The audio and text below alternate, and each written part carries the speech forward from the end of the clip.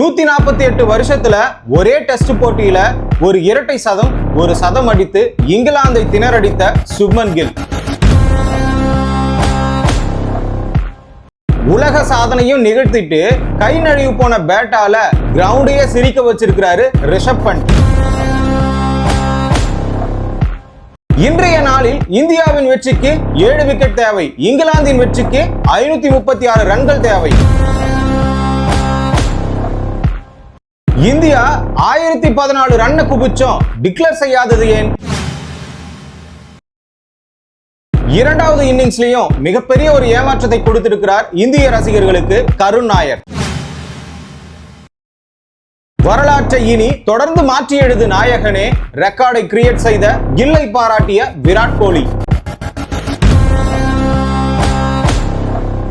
மேலே குறிப்பிட்ட அத்தனை நிகழ்வுகளை பற்றியும் இந்த தொகுப்புல முழுமையாக பார்ப்போம். இந்தியாவுக்கும் இங்கிலாந்துக்கும் டெஸ்ட் போட்டி நடைபெற்றுக் கொண்டிருக்கிறது. தற்பொழுது பிரிமிங்ஹாம்ல எட்ஜ்பாஸ்டன் கிரவுண்ட்ல தான் நடந்து கொண்டிருக்கிறது. இதற்கு முன்னால் முதல் டெஸ்ட் போட்டி லீட்ஸ்ல 371 ரன் இந்தியா டார்கெட் கொடுத்தோம். இங்கிலாந்தா அதை எளிதாக அடிச்சு முடிச்சு ஒரு பக்கம் வெற்றியை தன்வசப்படுத்தினாங்க கடைசி நாள்ல கூட. ஏன்னா 371ன்றது சாதாரணமான விஷயம் கிடையாது. ஆகையினாலதான் தற்பொழுது இந்தியா அதை மனதில் வைத்துக் கொண்டு 1014 ரன்கள் 2 இன்னிங்ஸ்ல சேர்த்தோம். ஒரு பக்கம் 608 அடிச்சோம் டிக்ளேர் பண்றதுக்கு மனம் இல்லாம கடைசியா கில் அவர்கள் தன்னுடைய ஸ்டைலான ஒரு முறையில கேப்டன் எப்படி வந்து ஒரு இங்கிலாந்துல பெவிலியன்ல இருந்து வந்து கூப்பிடுவாங்களோ அந்த மாதிரி கூப்பிட்டு ஜடேஜாவும் இன்னொரு பக்கம் வாஷிங்டன் சுந்தரம் வெளியே வந்தாங்க. 608 அடித்தால் வெற்றி என்ற இலக்குடன் இங்கிலாந்து களம் இறங்கியது. ஆனா 3 விக்கெட் விழுந்தாச்சு. இருந்தாலும் இந்த இடத்துல ஒரே நாள்ல 7 விக்கெட்டை எடுக்கணும், பிளஸ் இங்கிலாந்து ஜெயிக்கணும்னா 536 ரன்களை எடுக்க வேண்டும். இந்த சமயத்துல எப்படி ஆட போறாங்க? இவங்க வேற பேஸ்பால் கிரிக்கெட்டர் ஆச்சு. ஆனா இந்த இடத்துல பேஸ்பால் யார் விளையாடுறாங்கன்னே சந்தேகமா இருக்கு.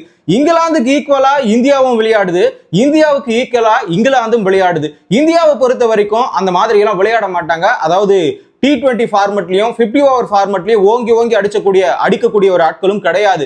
ஆனா இங்கிலாந்து தரப்புல நீ 400 கொடுத்தாலும் நாங்க அடிப்போம்ன்ற ஒரு நிலைமையில தான் பிராண்டன் மெக்கலம் கோச்சாக இருக்கக்கூடிய சூழ்நிலையில அப்படிதான் செயல்படுவாங்க. இது வரைக்கும் ஒரு சேசிங்ல ஹையஸ்டா எவ்வளவு ஸ்கோர் நடந்திருக்குன்னா 418 அடிச்சதுதான் இந்த உலகத்திலேயே ரெக்கார்டா இருக்கு. தற்பொழுது 608 அடிக்கணும். ஆக மொத்தம் 90 ஓவர்கள்ல தற்பொழுது 536 ரன்களை எடுக்க வேண்டும் இங்கிலாந்து அணி. ஆனா இந்தியா ஜெயிக்கணும்னா அதே 90 ஓவர்கள்ல 7 விக்கெட்டை எடுத்தா போதும். இந்த இடத்துல 7 விக்கெட்டை எடுக்கலனா மேட்ச் டிரா ஆகும். அப்படி இல்லையா தோல்வி. இந்த 2 ஆப்ஷன் மட்டும்தான். வின் பண்றதுக்கான ஒரு சான்ஸ் கூட இந்த இடத்துல கிடையாது. இவ்வளவு ரன்களை ஒரு ஜோடி சேர்ந்து அடிக்கக்கூடிய சூழலும் இல்லை. ஏன்னா 3 விக்கெட் விழுந்தாச்சு. ஸ்டோக்ஸ், ஹோக்ஸ், இன்னொரு பக்கம் ஹாரி ப்ரூக், ஜேமி ஸ்மித், இந்த 4 விக்கெட்டுகளுக்கு 536 ரன்கள் அடிப்பது என்பது எளிதான விஷயம்லாம் கிடையாது. ஏன்னா ஜோ ரூட்டும் ஒரு பக்கம் அவுட் ஆயிட்டாரு. ஆகாஷ் தீப்பினுடைய சிறந்த ஒரு போலிங் மூலமாக இந்த இடத்துல ஜோ ரூட்டும் இன்னொரு பக்கம் டக்கெட்டும் விக்கெட் ஆயிட்டு வெளியே போயிட்டாங்க.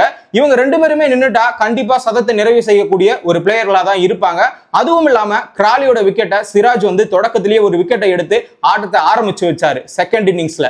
என்னப்பா எடுத்த செகண்ட் இன்னிங்ஸ் பத்தி பேசுறேன்னு பாக்குறீங்களா? வெற்றி இந்தியாவுக்கு உறுதியாகி இருக்கிறது 90%. அந்த 10% ஏன் உறுதியாகலனா இந்த இடத்துல போலிங் இந்த டேல அந்த 5th டேல எப்படி வீசுவாங்கன்னு யாருக்குமே தெரியாது. என்ன வேணாலும் நடக்கலாம். ஒரே ஆளா ஆஸ்திரேலியாவுக்கு எதிராக நின்று ஸ்டோக்ஸ் அவர்கள் கடைசி வரைக்கும் நிலைத்து நின்று அந்த மேட்ச் வெற்றி கூட அடைய செய்தார். அது மாதிரி கூட எதனா ஒரு மாற்றம் நடக்கலாம்ல. ஆனா அதனுடைய சாத்தியக்கூறு வெறும் 10% தான். ஆனா 90% இந்தியா வெற்றி பெறுவதற்கான ஒரு சாத்தியக்கூறு இருக்குது. இதற்கான முக்கியமான காரணம் யார் தெரியுமா? கேப்டனாக செயல்பட்டு இருக்கக்கூடிய கில் அவர்கள் தான். ஏன் அவரை சொல்றேன்னா 130 பாலுக்கு 100 அடிச்சிருக்கிறாரு. ஓடிஐ ஃபார்மெட்ல தான் முதல் ஆஃப்ல விளையாடி இருக்கிறார். அதாவது முதல் 100 அடிக்கும் பொழுது ஓடிஐ ஃபார்மெட்ல தான் விளையாடி இருக்கிறாரு. அடுத்த 61 ரன்கள் அடிக்கும் போது கியரை மாத்தி போட்டு T20 ஃபார்மெட்ல விளையாடி இருக்கிறாரு.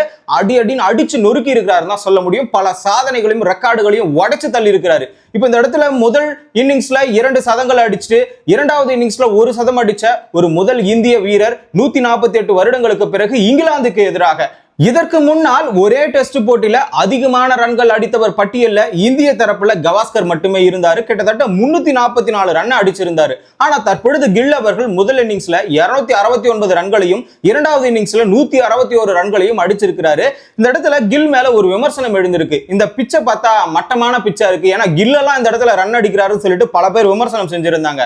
யாரா இருந்தா என்ன, இந்த இடத்துல மட்டமான பிச்சா இருந்தாலும் இது வரைக்கும் எவனும் இந்த அளவுக்கு அடிக்கல, ஆக மொத்தம் இவர் ரெக்கார்டு கிரியேட் பண்ணியிருக்கிறாருன்னு அர்த்தம். அதை பெருமையா பேசக்கூட இந்திய ஆட்களுக்கே இங்க மனம் இல்லை. ஏன்னா இந்த இடத்துல விராட் கோலியும் ரோஹித் சர்மாவும் இல்ல, அந்த கடுப்புல எல்லாருமே பேசுறாங்க.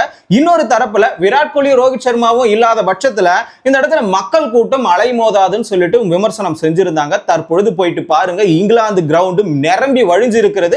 4வது நாள் ஆட்டத்துக்கு கடைசி நாள்ல இந்த ஆட்டமும் ODI ஃபார்மட்லயும் T20 ஃபார்மட்லயும் நடக்கும் சொல்லிட்டு இன்னும் கூட்டம் அதிகரிக்க வாய்ப்பு இருக்கிறதுன்னு சொல்லிட்டு அந்த இடத்துல இருக்கக்கூடிய கமெண்ட்ரியேட்டே வெளிப்படுத்தி இருந்தாங்க. இதற்கான காரணம் என்ன தெரியுமா?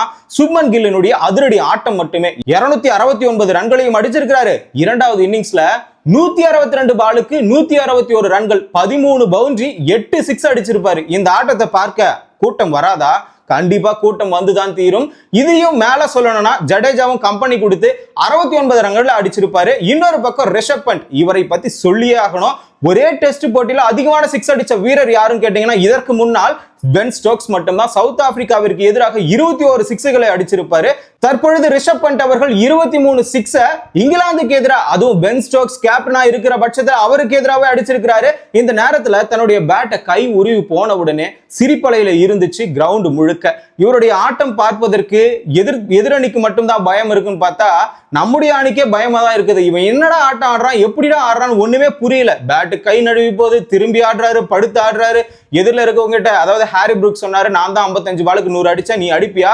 இல்ல அடிக்கணும்னு ஒரு தரப்புல பேசி இருந்தாரு. அதற்கு இது நடந்தா நடக்கட்டும், நான் வந்து பேராசை கொண்டவங்களாம் இல்ல, இந்த மாதிரி ரெக்கார்டை கிரியேட் பண்ணணுன்ற பேராசை கொண்டவங்களாம் இல்ல, அதுவே நடந்தா ஏத்துக்கு போறேன் அப்படின்னு சிம்பிளா முடிச்சுட்டு அவர் பாட்டு ஆட்டு போயிட்டே இருக்கிறாரு. 65 ரன் அடிச்சாரு, துவம்சம் பண்ணாரு, அதுலயும் 3 சிக்ஸ் அடிச்சாரு. என்னடா ஆட்டம் ஆடுறன்னு சொல்லிட்டு எதிரணியே பயப்படுற அளவுக்கு தான் அவருடைய ஆட்டம் இருந்தது. இந்த மாதிரி ரிஷப் பண்டும், இன்னொரு பக்கம் ஜடேஜாவும், இன்னொரு பக்கம் சுப்மன் கில், இந்த 3 பேர் சேர்ந்துதான் ஆட்டத்தினுடைய போக்கையே மாற்றினார்கள். ஆனா முதல்ல இறங்கிய ஜெய்ஸ்வால் 28 ரன் தான் அடிச்சாரு. இருந்தாலும் அவர் முதல் இன்னிங்ஸ்ல ஓரளவுக்கு தரமான ஒரு ஆட்டத்தை ஆடி இருந்தாரு. முதல் டெஸ்ட் போட்டியிலும் தரமான ஆட்டத்தை ஆடி இருந்தாரு. இரண்டாவதா இறங்கக்கூடிய, அதாவது கருண் நாயர் மேலதான் இப்ப எல்லாருக்குமே பார்வை திரும்பி இருக்கிறது. 7 வருடங்கள், அதாவது 2016ல 300 ரன் அடிச்சாரு.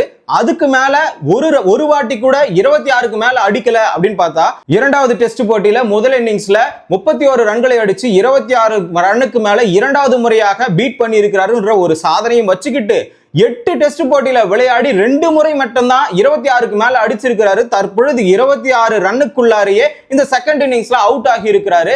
எனக்கு ஒரு சான்ஸ் கொடு கிரிக்கெட்னு சொல்லிட்டு, டியர் கிரிக்கெட் எனக்கு ஒரு சான்ஸ் வேணும்னு சொல்லியிருந்தாங்க. அப்படி ஒரு மெசேஜை வந்துட்டு தன்னுடைய சோசியல் மீடியால போஸ்ட் பண்ணியிருந்தாரு. தற்பொழுது சான்ஸ் எல்லாம் கிடைச்சிருச்சு. ஆனா அதற்கான வாய்ப்பு வந்து சரியா பயன்படுத்துறாரான்றதுதான் இங்க கேள்விக்குறியா இருக்கு. ஏன்னா அவருக்கு வயது 33. இந்த இடத்துல சாய் சுதர்சனுக்கு வயது 22. இப்ப சான்ஸை யாருக்கு அதிகமா கொடுக்க முடியும்? 22 வயது பையன் சரியா ஆடினானா இன்னும் ஒரு 4 வாய்ப்பு கொடுத்தா அவன் கண்டிப்பா அந்த இடத்துல மெர்ஜ் ஆயிடுவான். இந்த இடத்துல கருண் நாயருக்கு இன்னும் 4 வாய்ப்பு கொடுத்து அதுக்கு ஒரு 34 வயசாகி மேலும் இருக்கக்கூடிய வயதுல அவரால் ஆட முடியுமான்ற ஒரு விமர்சனத்தையும் முன்னாள் கிரிக்கெட் வீரர்கள் எழுப்புகிறார்கள். அப்படி இருக்கும்போது இந்த இடத்துல அபிமன்யு ஈஸ்வரன் வேற காத்து கொண்டு இருக்கிறார். இப்படி இளமையான வீரர்கள்லாம் காத்து கொண்டிருக்கக்கூடிய சமயத்துல 33 வயதில் தனக்கு வாய்ப்பு வேண்டும் என்று மீண்டும் மீண்டும் வாய்ப்பு வேண்டும் என்று காத்திருப்பது ரொம்ப ரொம்ப தவறு. தனக்கு கிடைச்ச வாய்ப்பை பொக்கிஷமா நினைச்சு இந்த இடத்துல நிரூபிச்சிருக்கலாம். ஏன்னா இவ்வளவு நாள் பசியில் இருந்திருப்பார், தான் சாதிக்க வேண்டும். 7 வருடம் கேப், 300 அடிச்சு என்ன தூக்கிட்டானுங்க, அதுக்கப்புறமா டீம்லயே சேர்க்கல, மறுபடியும் நம்ம உள்ள வரணும், மறுபடியும் ஒரு 200 அடிச்சு இந்த இடத்துல நிலைக்க வேண்டாமா? அட்லீஸ்ட் 3 வருஷமாவது விளையாடணும்ன்ற ஒரு எண்ணம் கருண் நாயருக்கு இருந்திருக்க வேண்டும். அந்த ஒரு எண்ணத்தை மனசுல வச்சுக்கிட்டு ஒரு பக்கம் 200 ரன் அடிச்சிருந்தாருன்னா கண்டிப்பா அடுத்தடுத்த போட்டிகள்ல உள்ள இருந்திருப்பாரு. தற்பொழுது 3வது டெஸ்ட் போட்டியில மாற்றம் கண்டிப்பா நிகழும். அதுவும் லார்ட்ஸ் மைதானத்துல அபிமன்யு ஈஸ்வரனோ, சாய் சுதர்சனோ இல்ல கருண் நாயரோ 3 பேர்ல ஒரு மாற்றம் நிகழக்கூடிய வாய்ப்பு அத்தனையுமே இருக்குது. இதுக்கு மேல இந்த இடத்துல 7 விக்கெட் எடுக்கலனா அந்த கத்தி யார் மேல தொங்குனா கேப்டனான கில்லும், இன்னொரு பக்கம் கோச்சரான கம்பீர். ஏன்னா இந்த இடத்துல 7 விக்கெட் எடுத்தால் மட்டும்தான் இவங்க மேல எந்த ஒரு விமர்சனமும் வராது. ஏன்னா இவங்க 608 அடிச்ச பிறகு டிக்ளேர் பண்ணிருக்காங்கன்னா அது தப்பு தானே.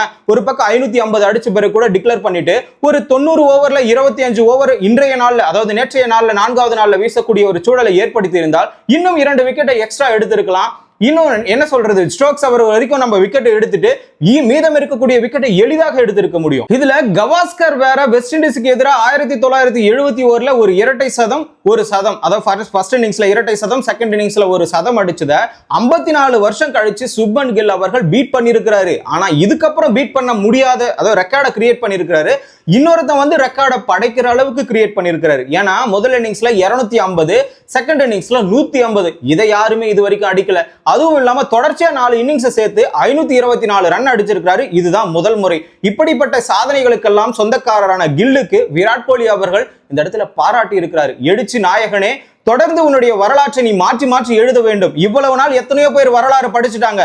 வரலாறு படைக்கிறது எதுக்கு தெரியுமா? அடுத்தடுத்து வருபவர்கள் இந்த வரலாற்றை மாற்றி எழுத வேண்டும் என்பதற்காக தான். அந்த வகையில விராட் கோலி அவர்கள் எந்த ஒரு உள்ள பொறாமையும் இல்லாம, எந்த ஒரு இதுவும் இல்லாம இந்தியா ஜெயிக்கணும்ன்ற ஒரு நோக்கம் எப்பொழுதுமே இருக்கும். பவுலரா இருக்கட்டும், பேட்ஸ்மேனா இருக்கட்டும், அந்த எமோஷனல் அவங்க காட்டலனா கூட இந்த இடத்துல விராட் கோலி காட்டுவாரு. விராட் கோலி இந்த இடத்துல இல்லனா கூட வீட்டிலிருந்து அந்த போஸ்ட் மூலமாக தன்னுடைய வெறியை காட்டி இருக்கிறாருன்னு தான் சொல்ல முடியும். அந்த வகையில இந்த கொண்டாட்டத்தை அவரும் சேர்ந்து கொண்டாடி இருக்கிறார். ஏன்னா இது இந்தியாவினுடைய கொண்டாட்டம். இந்தியாவில் இருக்கக்கூடிய ஒரு வீரன் இந்த அளவுக்கு ரன்களை அடிச்சத அந்த டீம்மேட்ஸ்ல இருக்கக்கூடியதுல ஜெலசியே இல்லாம ஒரு பக்கம் கொண்டாடக்கூடிய ஒரு வீரர் யாருன்னா அது விராட் கோலி தான். அங்க இருந்திருந்தாலும் குல் அவர்களை சிறப்பாக பாராட்டி இருப்பார். அதை தான் மீண்டும் வீட்டிலிருந்தே செய்து கொண்டிருக்கிறார்ன்றதை இந்த இடத்துல வெளிப்படுத்தி இருக்கிறாரு. விராட் கோலி இல்லனாலும் அவருடைய தாக்கம் அந்த இடத்துல இருந்து கொண்டே தான் இருக்கும். அதுவும் இல்லாம இன்னொரு சாதனையாக சேன நாடுகள்ல அதிக சதம் அடித்த பட்டியல்ல சச்சின் டெண்டுல்கர், கேப்டனா சச்சின் டெண்டுல்கர், இன்னொரு பக்கம் வந்து விஜய் ஹசாரே, இன்னொரு பக்கம் வந்து பாத்தீங்கன்னா கில்லும் இருக்கிறாரு. இப்படி 3 பேர், நாலாவது வீரராக விராட் கோலி இருக்கிறாரு. அது மறக்கவே கூடாது. எல்லா ரெக்கார்டும், எந்தெந்த ரெக்கார்டு எல்லாரும் அடிக்கிறாங்களோ அதுல விராட் கோலியை பீட் பண்ணி தான் அடிக்கணும், சச்சினை பீட் பண்ணி தான் அடிக்கணும். இதுதான் இந்த இடத்துல தலையெழுத்து. அதை யாராலையுமே மாற்ற முடியாது. ஏன்னா அவங்க எல்லாம் முன்னாடியே ரெக்கார்டை கிரியேட் பண்ணிட்டாங்க. அதை தான் இனி வருபவர்கள் பீட் பண்ணியே ஆகணும். இதுல முக்கியமா நாம பார்க்க வேண்டியது ஸ்ரீகாந்த் அவர்கள், முன்னாள் இந்திய கிரிக்கெட் வீரர், வேர்ல்டு கப் கூட ஜெயிச்சாங்க 1983ல. அந்த வீரர் வந்து என்ன சொல்லியிருக்கிறாருன்னா, சாய் சுதர்சனை நீக்கியதற்கான புதிய காரணத்தை வெளிப்படுத்தி இருக்கிறாரு. இந்த இடத்துல 6வது விக்கெட்ல ஒரு ஆல்ரவுண்டர் தேவைன்றதுக்காக தான் வாஷிங்டன் சுந்தரை எடுத்துட்டு வந்து 2வது விக்கெட், அதாவது 3வது நபராக கருண் நாயர் எடுத்துட்டு போய் போட்டாங்க. ஏன்னா விராட் கோலிக்கு ஈக்குவலா இவர் ஆடுவாருன்னு சொல்லிட்டு சாய் சுதர்சன் அவர்களும் முதல் இன்னிங்ஸ்ல 0 எடுத்துட்டு 31 ரன் எடுத்துட்டு அந்த இடத்துல சொற்ப ரன்கள்ல வெளியேறதுனால அவர் மேல கொஞ்சம் அந்த ஒரு கவனம் சிதறம். ஏன்னா 22 வயசு தான் ஆகுது, இன்னும் கொஞ்சம் வயசு இருக்கு, சோ வாய்ப்பு இருக்கிறதுனால அவர் பொறுமையா விளையாடிக்கிட்டேன்னு சொல்லிட்டு தான் இந்த இடத்துல விட்டு கொடுத்து அவருக்கான வாய்ப்பை ஒதுக்கிட்டாங்க அப்படின்னு சொல்லிட்டு ஒரு விமர்சனம் இருந்தது. ஆனா ஸ்ரீகாந்த் அவர்கள் அவருக்கு முழங்கால காயம் இருக்கிறது. அதுவும் இல்லாம அவரை ஒதுக்கணும்னு யாருக்கும் அவசியமே கிடையாது. அவருடைய பேட்டிங் லெவல் சிறப்பாக தான் இருக்கும். எல்லாருக்குமே வாய்ப்பு 4-5 முறை கொடுக்க வேண்டும். அந்த முறையில தான் சாய் சுதர்சனுக்கும் வாய்ப்பு வழங்கப்படும், ஒரே அடியா தூக்கப்படாது அப்படின்னு சொல்லிட்டு அந்த இடத்துல வெளிப்படுத்தி இருக்கிறாரு. இருந்தாலும் அடுத்தடுத்து நடக்கக்கூடிய போட்டிகள்ல அவருக்கான வாய்ப்பு வழங்கப்படும் நான் எதிர்பார்க்கிறேன்னு சொல்லிட்டு ஸ்ரீகாந்த் அவர்களும் சொல்லி இருக்கிறாரு. இதனைத் தொடர்ந்து இந்த போட்டியில இந்தியா ஜெயிச்சாலும் இந்த இடத்துல 1-1 ஈக்குவல் ஆயிடும். இந்த இடத்துல லார்ட்ஸ் மைதானத்துல வேற போட்டி நடைபெற இருக்கிறது. அந்த வகையில இந்தியா இங்கிலாந்தை 3க்கு எந்த வகையில இருக்கக்கூடிய மேட்சுகள்ல வீழ்த்தும் சொல்லிட்டு நீங்க கமெண்ட்ல சொல்லுங்க.